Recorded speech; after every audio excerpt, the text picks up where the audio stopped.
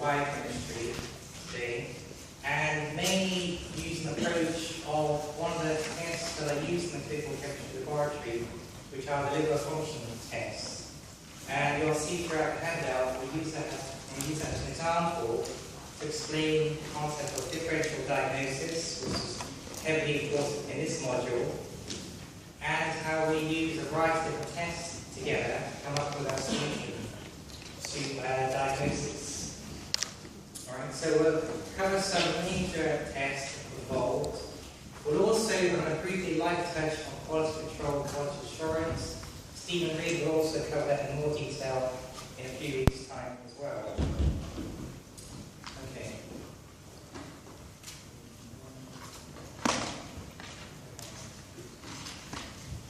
So you should all know that environmental science, certainly, there are four major disciplines coming from histopathology on the left-hand side, going to med micro, hematology transfusion, and then clinical biochemistry on the right-hand side.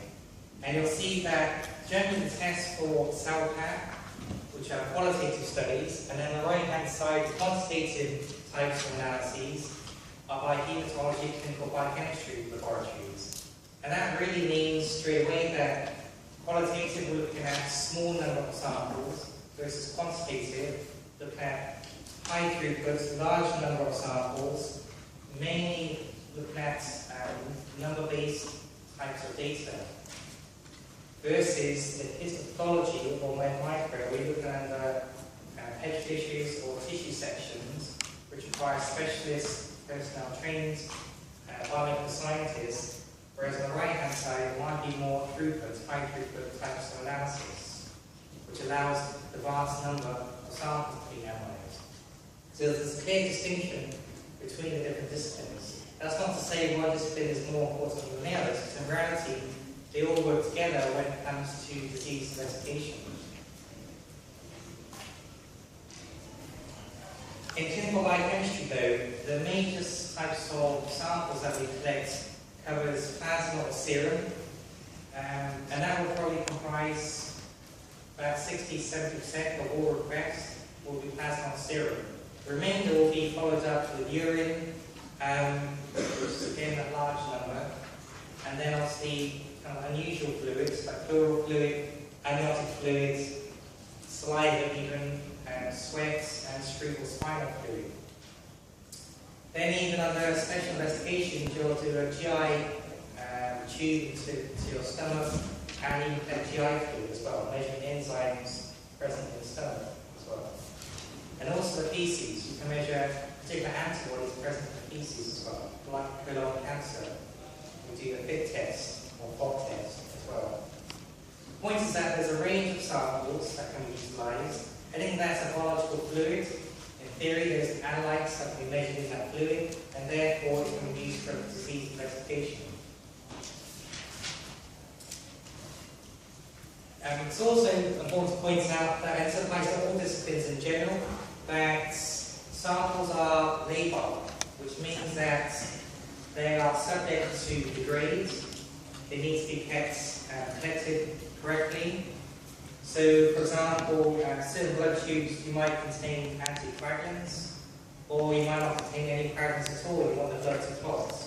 So it all depends on the type of analysis that's being requested, will dictate the type of tube, that blood tube that should be utilised.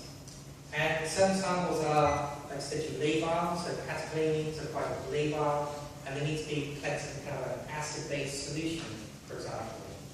So it really depends on what the analysis is involved in, will dictate how the sample should be collected and transported and stored as well. Some proteins are very labile, like myoglobin, have short half-lives as well.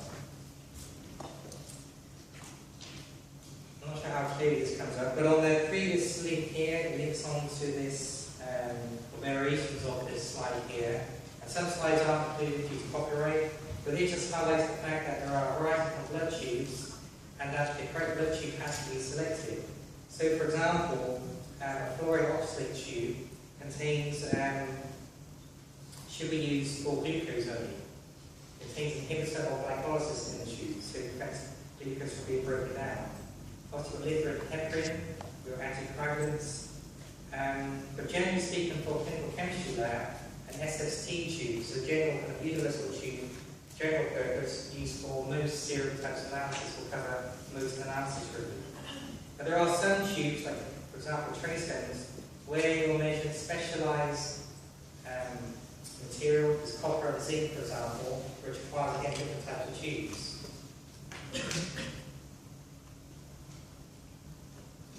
This just points out really that you might think that proteins and enzymes are the main types of analysis, but we cover the entire directory.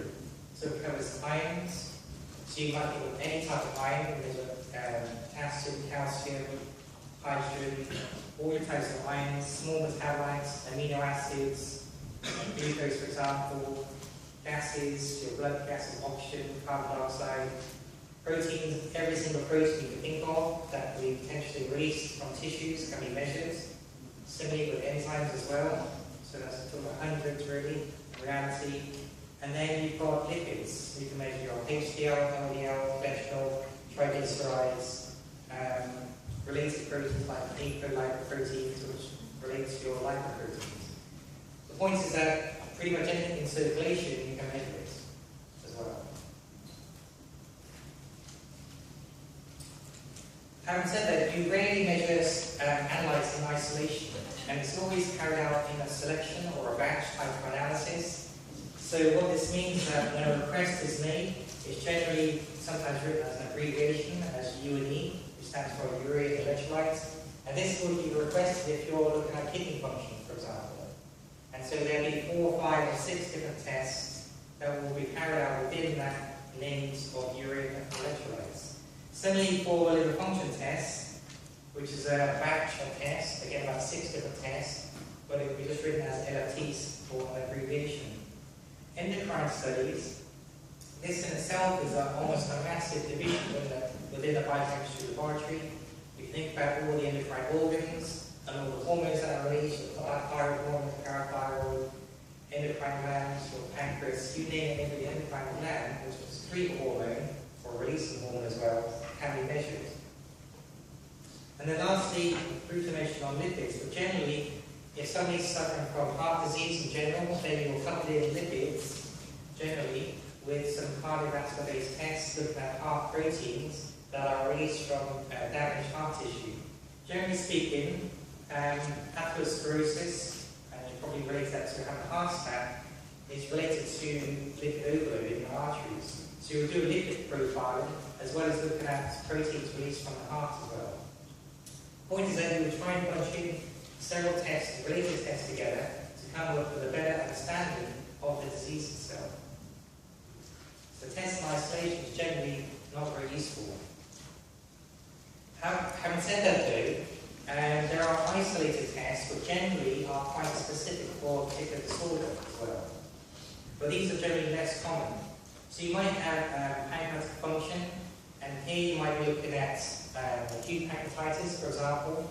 So someone you may have had it already, you might have gallstones, and gallstones, if you remember, get released from the gallbladder and gets lodged in the biliary tract, common bile duct, which causes your pancreas to be inflamed. Okay? To detect acute pancreatitis, you need to measure enzymes released from the pancreas, that would include amylase and lipase, for example, which are only released from the pancreas as well as other tissues. So you would measure enzymes released into the serum that are an indication of pancreatitis. You remember when tissues are damaged, then they secrete proteins and enzymes into the circulation. Right? Normally you might find basal levels, normal levels, in the blood, but when a tissue is damaged, the enzymes are released in circulation and the levels will spike, they will increase. And therefore you can detect that increase relative to normal values. Similar for tubular function, you might be looking at kidney disease. So you might be measuring creatinine, for example, as a marker of kidney disease, and we'll come on to that a little bit later. Serum electrophoresis, again you'll see a few slides shortly. Again, you might be looking at what's called paraproteins, which is due to a cancer-based malignancy of your beta cells, which causes an increased secretion of immunoglobulins. And you can see immunoglobulins in the blood on an electrophoretic gel. I think we do serum electrophoresis this year in research methods, I believe, as well. catecholamines. Can you name of catecholamine? Any ideas?